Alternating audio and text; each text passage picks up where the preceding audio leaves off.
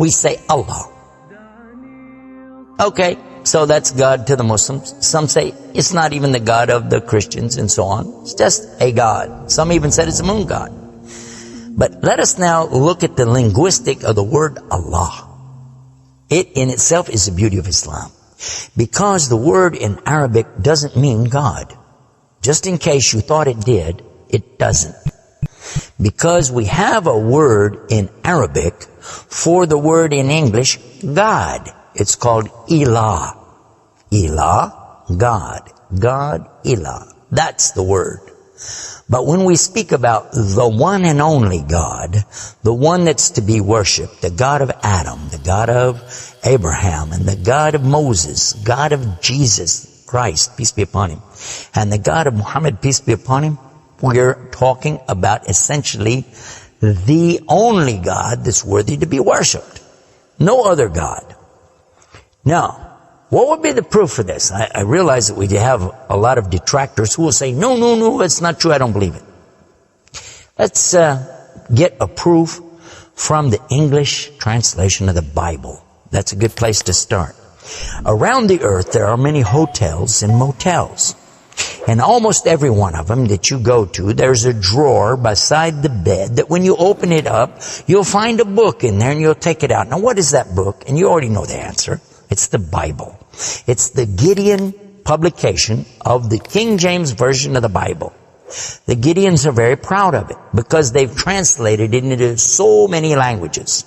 If you'll turn a few pages right in the beginning, you'll find examples of the translation to Chinese and Korean and into Urdu, the language of Pakistan. You'll find it into Tamil. You'll find it translated into Afrikaans language, which happens to be the first. And the second language translated to is Arabiya, Arabic. And there is an example of each one of these languages from the verse in the Gospel of John, chapter 3, verse 16.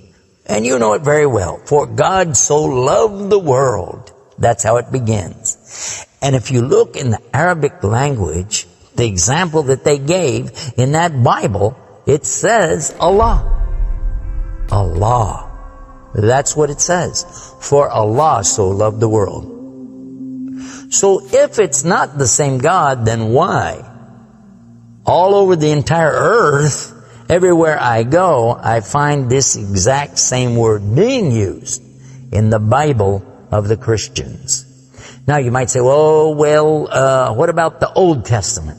Well, just in case you would like to check it out, you can obtain a copy of this from our website. It's called The Beauties of Islam. Let me spell it out for you. It starts with B, beautiesofislam.com. Go there and see for yourself. The example is right there. Page 1 of the book of Genesis, of the very beginning of the Quran. Page 1 has 17 verses. And there's the word Allah. Alif, Lam, Lam, Ha, 17 times.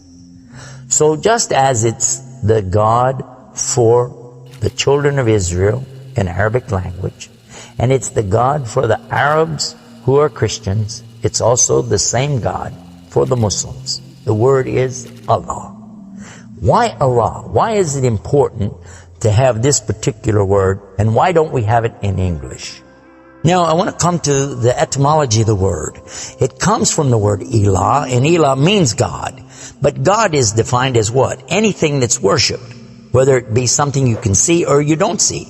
Something you can touch or not touch, something that you can hear or not hear. A God could be anything. A God could be a rock, a stick, a stone, a bone. A God could be something that you can make with your hands. A God can be something you could use your imagination for.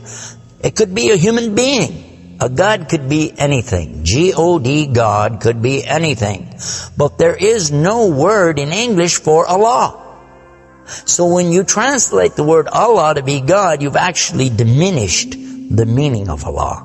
That's why whenever you translate the Bible from English to Arabic, you need to use the word Allah instead of God with a big G, which now gives us a clue to the problem. In the English language, they only have one word, God. Little G-O-D. It means something worshipped. It could be idols images, pictures, statues. It could be human beings. It could be anything. This is God's, little G-O-D-S. But when you mean the God, you have to capitalize the G. You have to make a big G. Now, what happens if you're going to start the sentence with the word God? You have to make a big G anyway, don't you? So you wouldn't know if it was God, big God, or God, a little God, just any old God. You wouldn't know. Also, whenever you're speaking to someone, they can't see the letters. So when you say God, which God? What God are you talking about? In Arabic, though, it's clear. When you say Ilah, okay, he's talking about a God. And Allah is an Ilah. But he's also Al-Ilah, the only Ilah. And when you say Allah, this firms it up. And there's no doubt in anybody's mind that you're talking about the one and only God. The word Allah in the Arabic language cannot be made plural. There can't be more than one. Okay, that perfectly fits the unique God of the believers, because there's not more than one. He's only one. There's no God beside God. Second point is this: it can't be made female or male. There's no gender to the word. In Arabic, all the words have gender. All words have gender.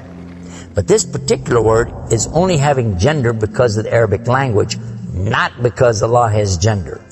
I'll give you an example. It always says like Allahu. This means Allah, He is. But when we say He, it's out of respect for Allah, because Allah is without gender, because He's not like His creation. Not male, not female.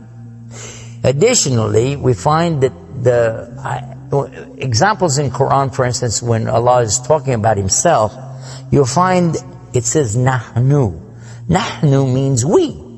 And Allah refers to Himself as Nahnu. He also says Khalaqna. He says Khalaqna. What does that mean? He's saying that we created. And throughout the Quran you find Allah referring to Himself as we, our, and us. And right away you're going to say, okay, if that's not plural, then what is? In fact, this is the royal we used by a king or a queen when they're giving decrees. We have it in English too, so you can understand. The king says, we decree the following, and he's talking about himself. It's the royal we. Now, I thought about this quite a bit, and I was trying to think, how could I give a better example? After all, most of us, myself included, never met a king, never met a queen, and so I'm not really familiar with that usage. Although it's there, I'm not sure what you're talking about. So then in studying the English language, we find that it's true that we do that when we speak to someone directly. Watch this. When I say, for instance, this cup. Okay.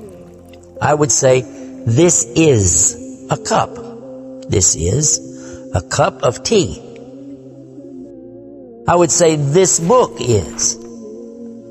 I would say, those artifacts are. Those are. This is. These are. So I'm saying is and are. Did you catch this now? These things are. This is. Now when I speak to a human being, how do I do this? Well, I will say, you guys. All of you are. All of you are. A-R-E.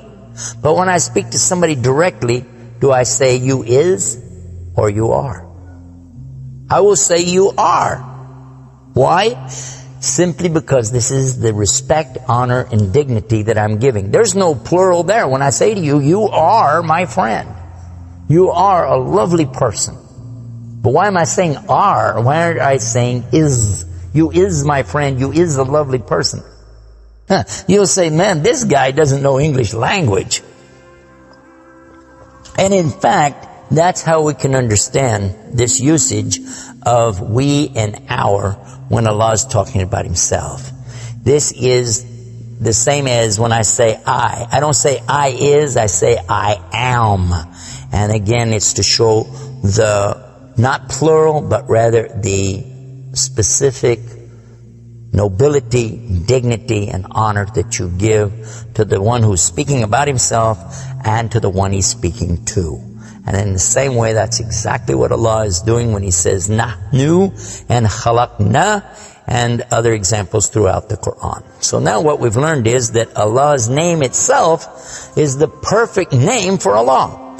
It is something that is so fantastic to describe who He is and who He isn't. The one and only God. There is none other like Him, nothing like unto Him, Allah, and at the same time, the dignity, the royalty, the honor that's due Him is contained in His name. Not like anything else, not male, not female, and yet He is the all Allah, the only God.